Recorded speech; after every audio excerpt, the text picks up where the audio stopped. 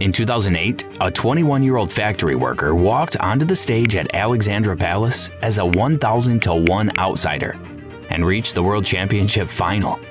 He beat former world champions. He beat tournament favorites. He pocketed 50,000 pounds. He quit his job the next morning. And within 4 years, he was living in a flea-ridden one-bedroom flat, broke, drinking too much, and unable to throw a dart without his arm locking up. His name is Kirk Shepard, and his story isn't unusual. It's a pattern. Professional darts is full of players who had all the talent in the world and still couldn't make it work. This is why. The first thing that kills careers in darts isn't a lack of skill, it's timing. When the BDO was still alive, there were players who dominated that organization for years. Multiple world titles, consistent performers, household names in the darts world. But by the time the PDC became the only game that mattered, some of these players were past their peak. Jelle Klaassen won the BDO World Championship in 2006 at 21 years old. The 2006 Lakeside World Professional Darts Champion, Jelle Klaassen! The youngest BDO World Champion ever. He was supposed to be the future of darts. He switched to the PDC and the future never arrived. The PDC Tour was faster, deeper, more relentless. The players were better. The schedule was brutal. Klaassen struggled, bounced between having a tour card and losing it, and never came close to replicating his BDO success. He lost his card again before the 2026 season. He wasn't a bad player. He was a world champion. But he was a world champion in a system that no longer existed, and the new system didn't care about his old titles. The BDO to PDC transition destroyed more careers than most fans realize. Players who were legends in one world became anonymous in another. Not because their arms got worse, because the sport moved faster than they did. The second career killer is the one nobody sees coming: dartitis. It sounds made up. It's not. Dartitis is a condition where the player physically cannot release the dart. Their arm goes back, they aim, they try to throw, and nothing happens. The dart stays in their hand. Their brain and their arm stop communicating. Eric Bristow, 5-time world champion, got it in the late 1980s. It effectively ended his dominance. He went from being the best player in the world to someone who couldn't complete a throw without visible struggle. Kirk Shepard got it too.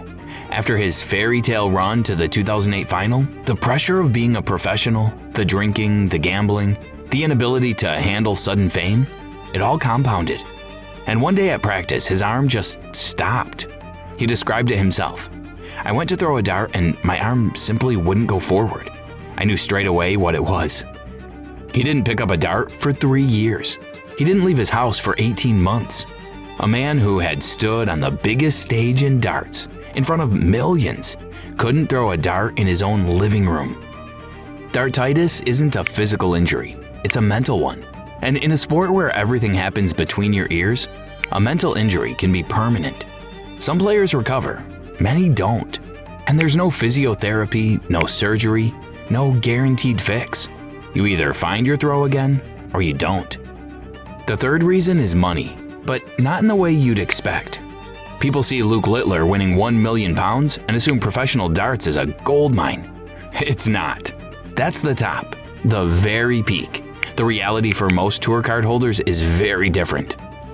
If you're ranked around 50th to 64th in the world, right on the edge of keeping your card, you're earning maybe 30,000 to 50,000 pounds a year in prize money.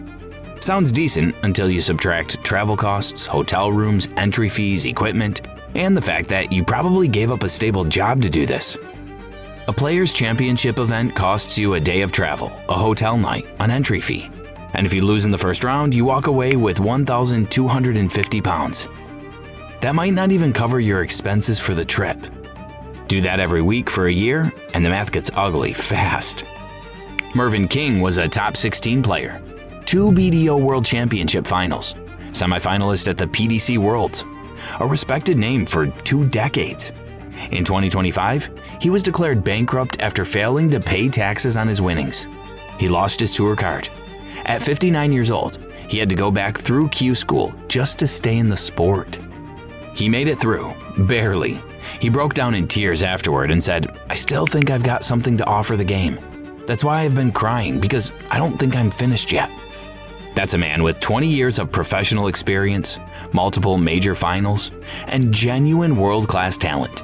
He was one bad week at Q School away from losing everything. If you're finding this interesting, hit subscribe. I cover the stories behind professional darts every week. And this is the side of the sport that most people never see. The fourth reason is the simplest and the most brutal. The sport got too good. In the 1990s and early 2000s, you could be a professional darts player with an average of 85. You'd lose to Phil Taylor, but you could make a living beating everyone else. You could hold a tour card for years without ever breaking into the top 32. That world is gone.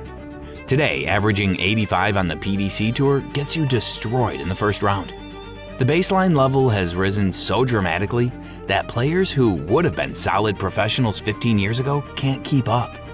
Benito van de Pas is the perfect example. A Dutch prodigy who won 3 PDC Pro Tour titles in 2016, broke into the top 16, had a distinctive throwing style, real talent, and everything ahead of him. Then his form dipped. Not dramatically, just enough. His average dropped a few points. His double percentage slipped. And in a sport where the margins are now razor thin, a small dip is all it takes. By 2020, he'd lost his tour card. He tried Q School 3 times, failed every time.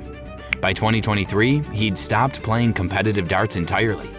A player who was in the top 16 of the world just 7 years earlier, gone. He didn't get injured. He didn't develop dartitis. He didn't go broke.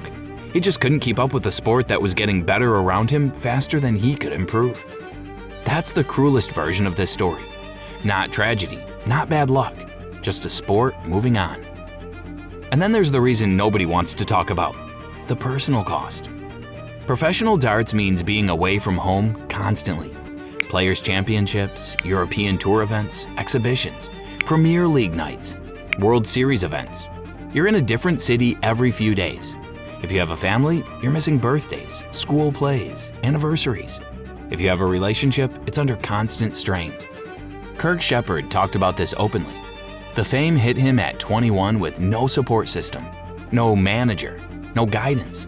He went from earning £5.25 an hour to having £50,000 in his bank account and cameras in his face. He started gambling, drinking, spending money he couldn't afford to spend. Within 4 years, the money was gone. His ranking was gone, and he described himself as a hermit who hadn't picked up a dart in 3 years. He later said something that sums up the darker side of making it in darts. "I went from earning £50,000 as runner-up at the World Championship to living in a flea-ridden one-bed flat. Reaching that final was too much, too soon." The sport doesn't prepare you for success. It just gives you a dartboard and says, "Good luck." So why doesn't talent guarantee success in the PDC? Because success requires more than talent.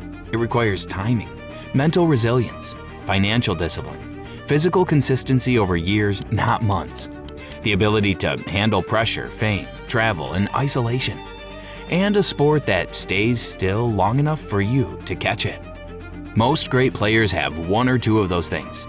The ones who make it to the top have all of them. And the ones who don't make it aren't failures. They're proof that professional darts is harder than it looks. Behind every player you see on stage at Alexandra Palace, there are 100 who were just as talented but didn't have the other pieces. And most of them are watching from home, knowing they could have been up there, wondering what went wrong. That's the part of darts that never makes the highlight reel. Now, if you want to see what it actually takes just to get a chance at the professional tour, I broke down the most brutal week in darts right here. 900 players, 29 spots, and everything on the line. And if you're not subscribed yet, you know what to do.